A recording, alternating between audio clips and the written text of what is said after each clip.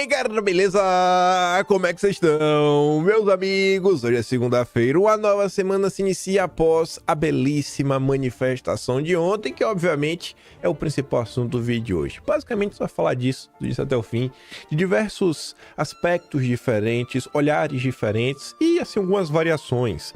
Eram algumas matérias também sobre por que a esquerda não consegue colocar pessoas nas ruas e até cursos que o PT está lançando para tentar municiar os seus militantes para conseguir converter pessoas, aumentar seu engajamento. Mas vamos começar falando da manifestação, números comparativos, fotos que chamaram muita atenção. Não só estou falando da foto com os governadores, teve outra que circulou bastante na internet. Chamou atenção até da imprensa também. A gente chega lá, uma foto aí de família, muito bonita. Algumas análises muito interessantes que, independente do número de pessoas que foram colocadas nas ruas, o centrão, a classe política, prestou atenção aí para um ato que contou com a presença de 7 governadores, mais senadores, mais deputados. E o que é que isso aí pode impactar ou não na anistia? Enfim, isso e muito mais coisas. Vamos comentar. Enfim, vamos começar logo, porque tem muita coisa no vídeo de hoje. Eu quero que dê tempo de comentar sobre tudo. E vejam só. Mais uma vez aí, né, a turma da USP, como sempre, vem lá fazer o levantamento deles. Segundo eles, tinha 45 mil pessoas. Eu não vou ficar brigando com o número, se tem, se não tem, etc, tudo mais, pipipi, popopô, de boa. É 45 mil? É 45 mil.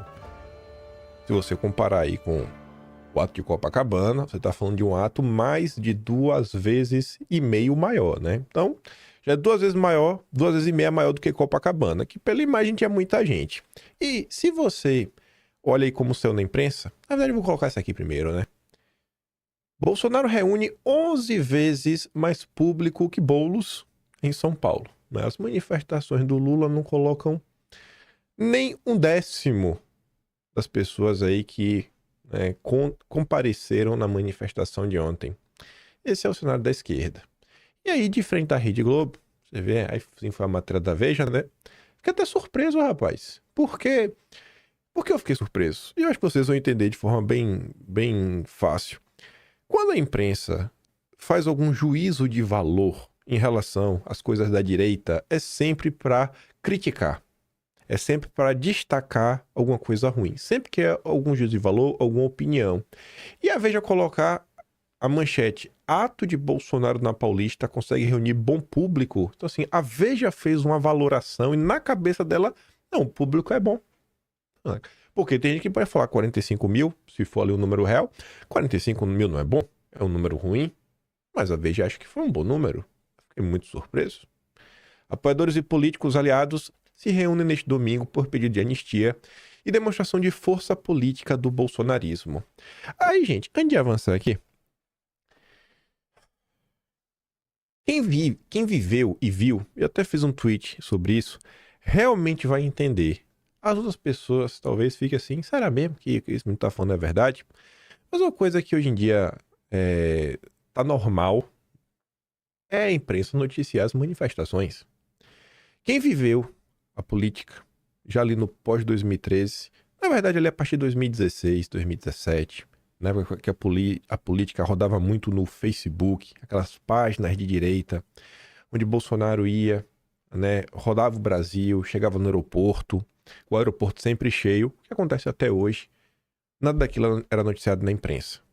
Quando Bolsonaro assume o governo, você vê que a primeira grande manifestação mesmo ali foi do 26 de maio. A imprensa não fez nenhum tipo de aviso que ia ter manifestação meio antes.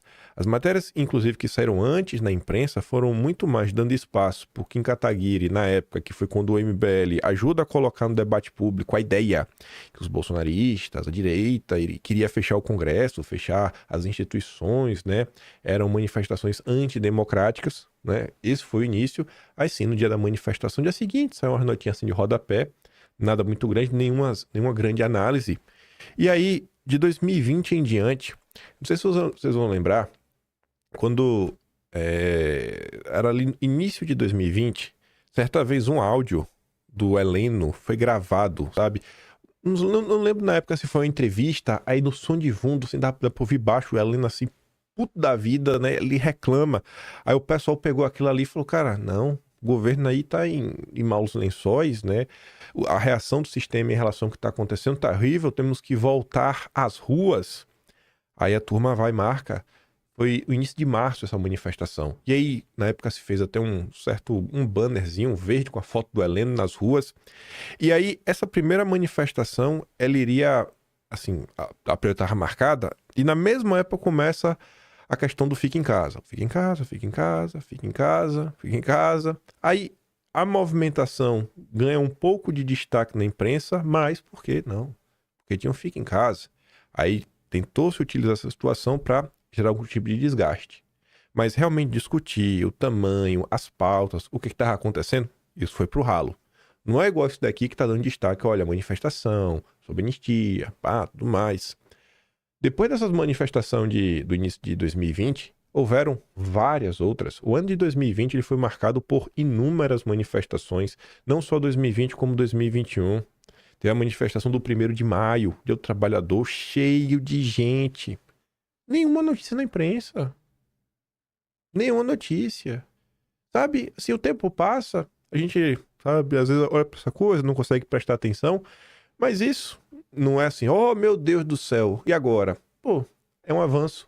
Isso prova, por A mais B, que a direita não é um movimento passageiro. Acho que, sei lá, né, talvez em algum momento você passou isso pela sua cabeça, será que um dia isso tudo vai acabar?